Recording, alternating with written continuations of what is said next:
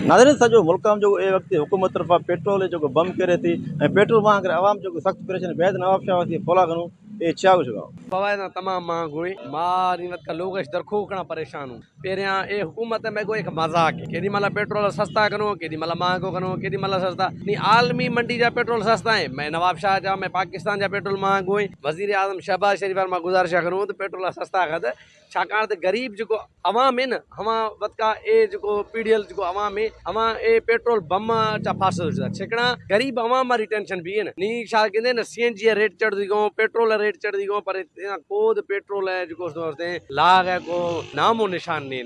500 रुपये पेट्रोल भरवा इतना महंगा पेट्रोल है। मेहरबानी करो हुकूमत को बोलो सस्ता करे। तेल जितना महंगा है इतना हम कमाते जितना कमाते तेल भरवा लेते जो तेल महंगा होगा उसको सस्ता किया जाए नहीं चाहिए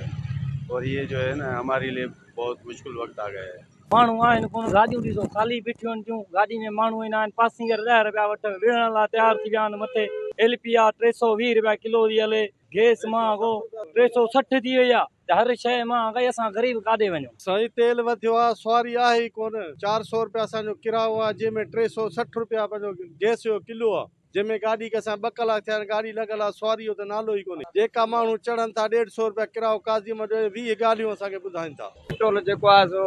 20 रुपया जेको आहे लाहे थो केॾी महिल 500 रुपया चाढ़े थो या रुपयो लाहे थो या 400 रुपया चाढ़े थो कोई तरीक़ो न आहे गरीब माण्हू किथे वञे बेरोज़गारी वधी वई आहे हिन जा पेट्रोल वधंदा था वञनि गरीब माण्हू छा करे ऐं ज़ुल्म आहे सची पची पुछा कयो ज़ुल्म आहे लथो आहे हणी हणी दाऊं करे करे करे 500 मां वञी मथे 300 रुपया थियो भला दिलि मुतमिन बिल्कुल शाह ए नवाब शाह वासी तवार अश्करे हवे कुछ कहते महंगाई करे मां सख्त परेशान हुकूमत और खपे पेट्रोल रेटा घट नीचे मां जिंदगी बेहतर गुजरूं कैमरा टीम हमारा इमदाद मुगरे बश न्यूज़ नवाब शाह।